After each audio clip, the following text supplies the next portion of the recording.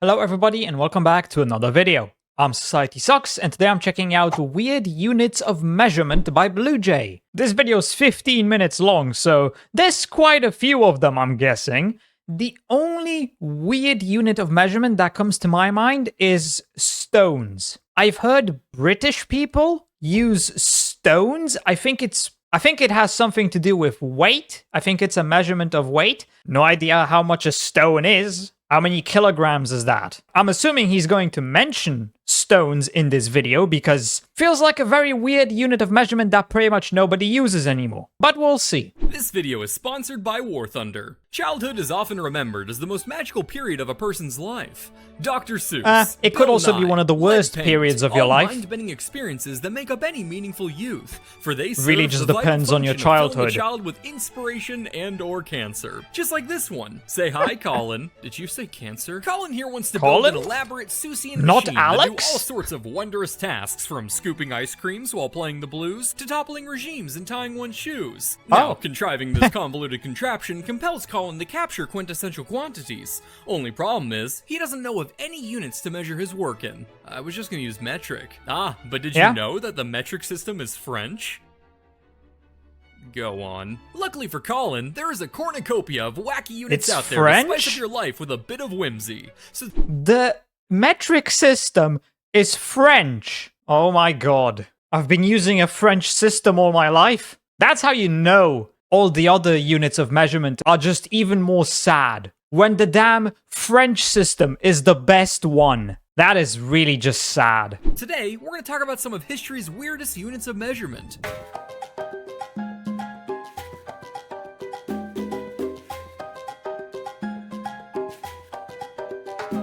As I'm sure you smarty pants already know, a number can have dramatic...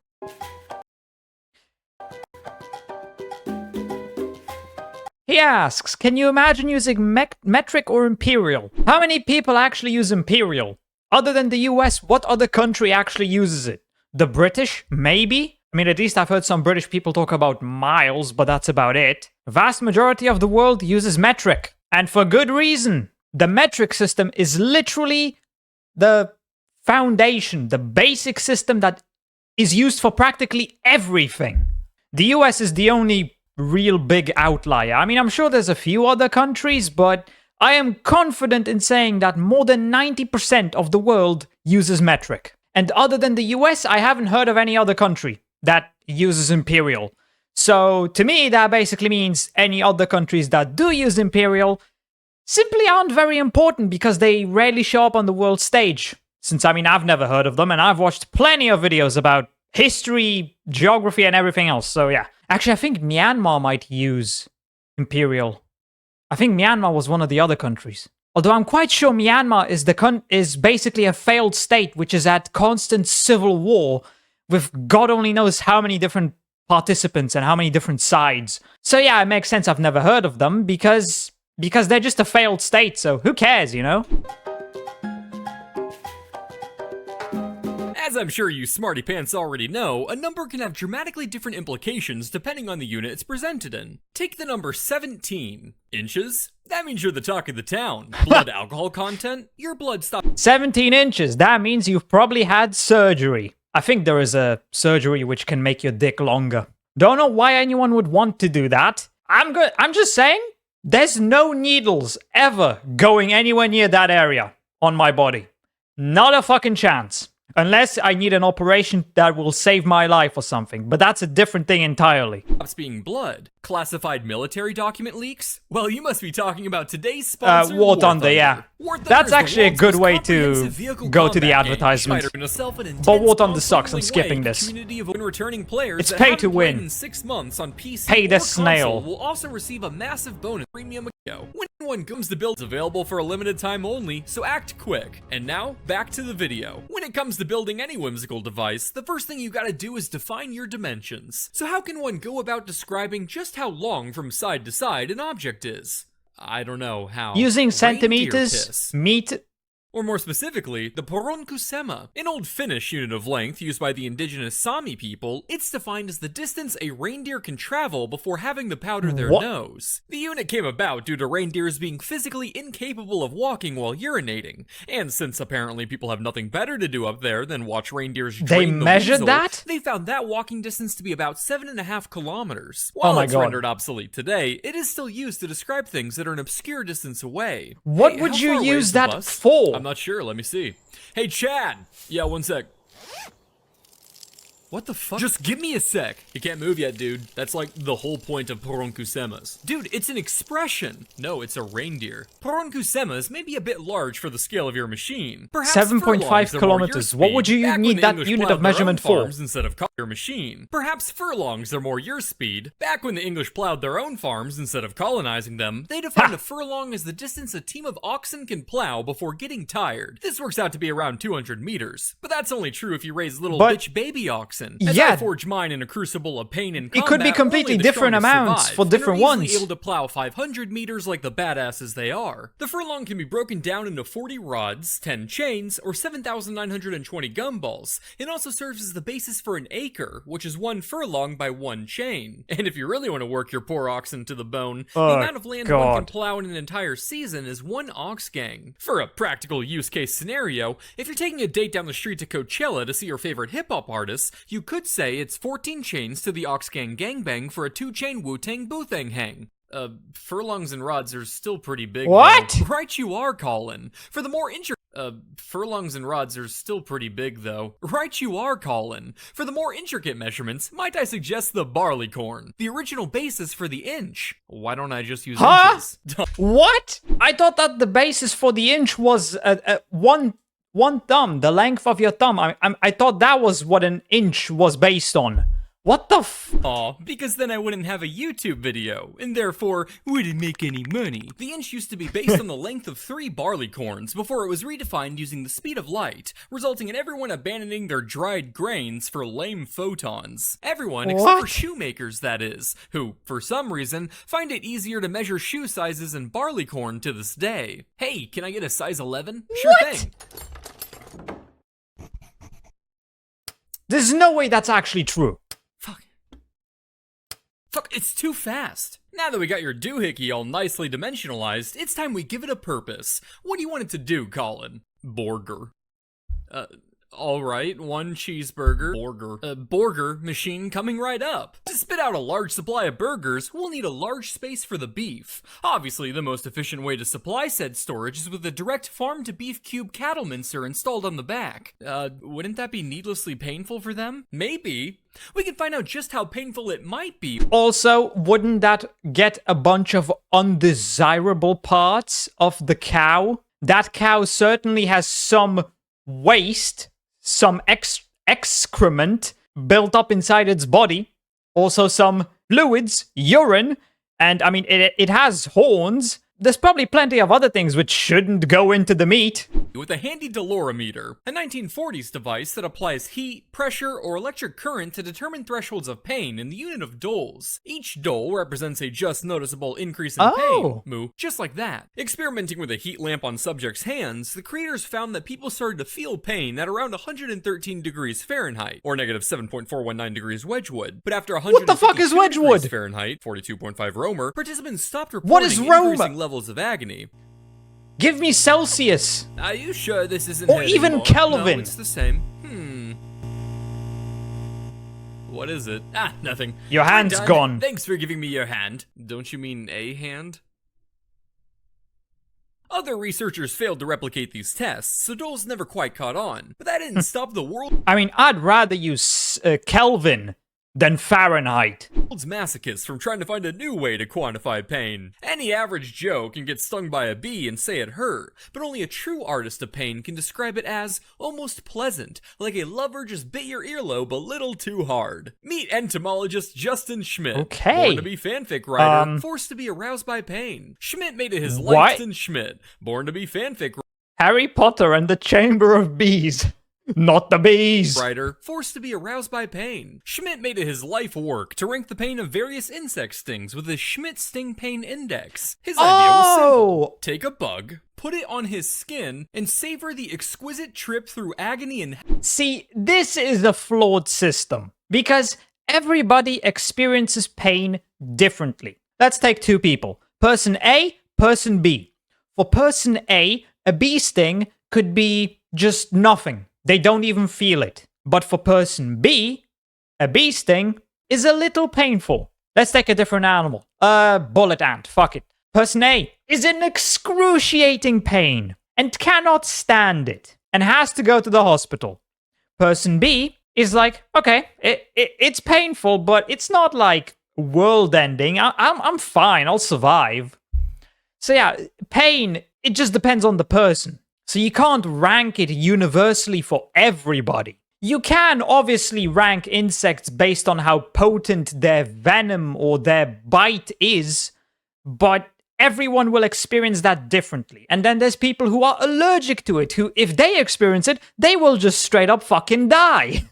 So yeah, this scale is not very good, in my opinion. Hellfire before jotting down just how much he wants to end it all. In total, he exposed his flesh to the venom of 78 different species to place them on a pain scale consisting of 4 levels. But the real treat of his work came from the colorful language he used to pen his experiences. For example, he described a yellow jacket sting as hot and smoky, almost irreverent. What? Imagine W.C. Fields extinguishing a cigar on your tongue. That was just a 2. Oh my god. He No. described the tarantula hawk wasp as blinding, fierce, shockingly electric. A running hairdryer has just been dropped into your bubble bath. And the warrior wasp as torture. You are chained in the flow of an active volcano. Why did I start this list? Of course, no scientific findings can be accepted until they've been replicated. But for some reason, no scientist has tried to do that yet. Okay, Schmidt. I wonder why.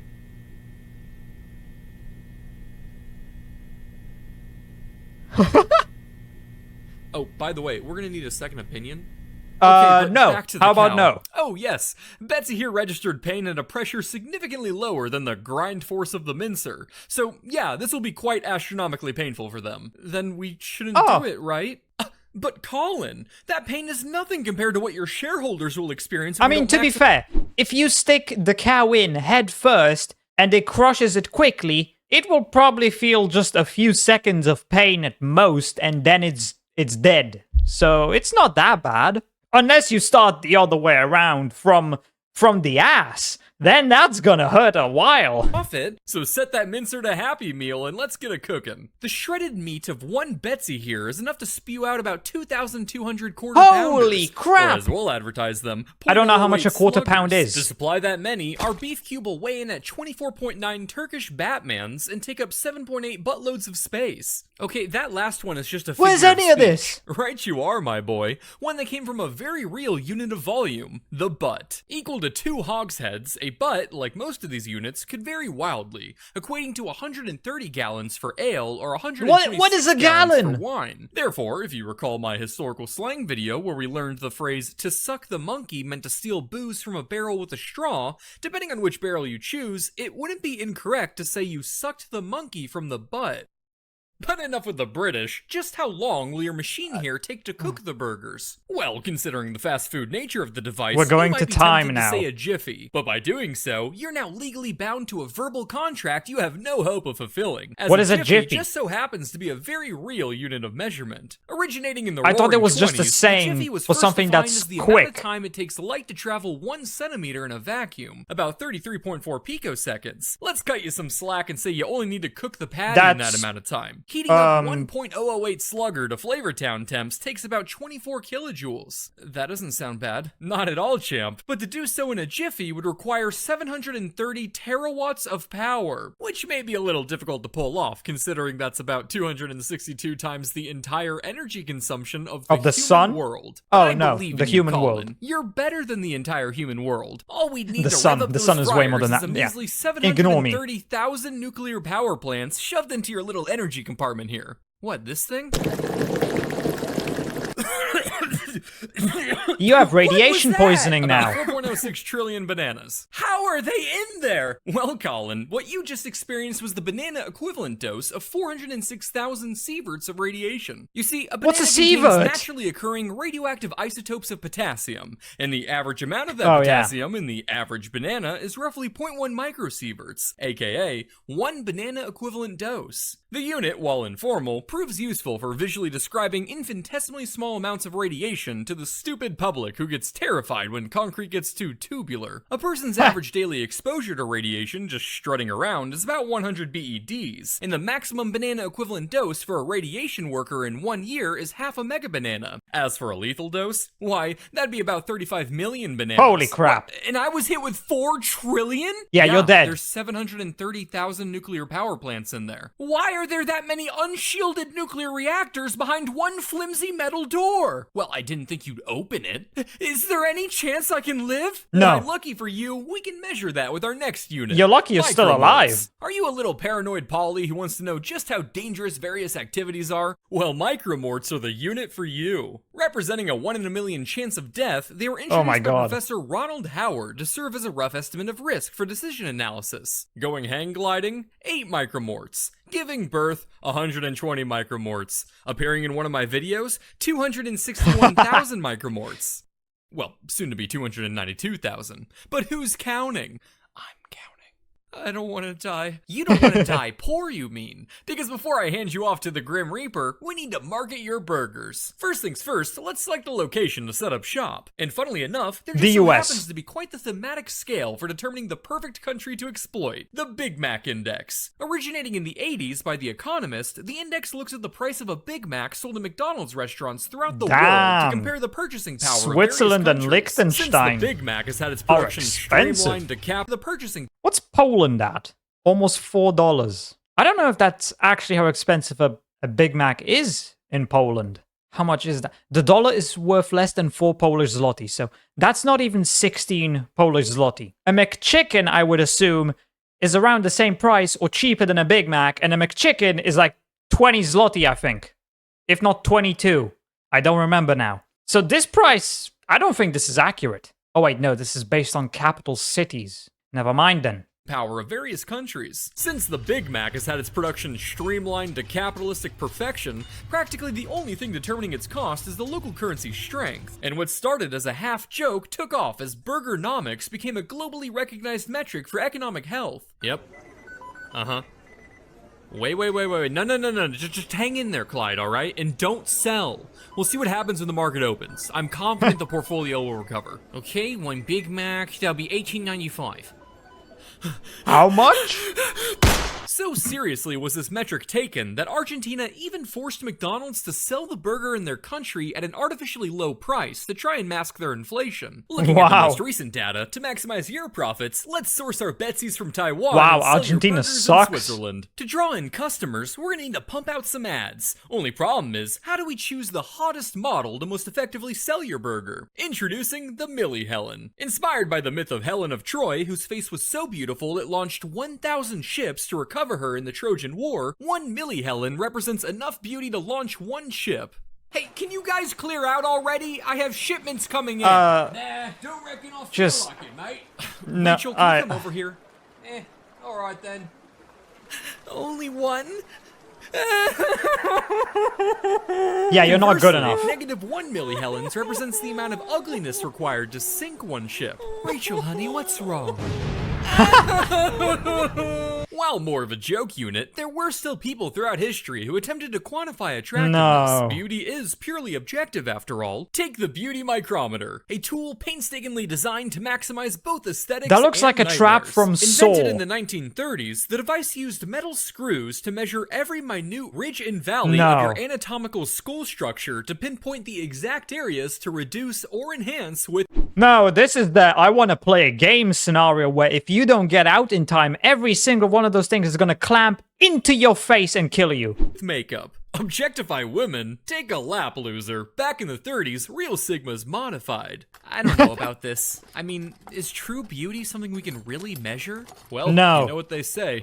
Beauty is only skin deep, right? Now let's find out how deep.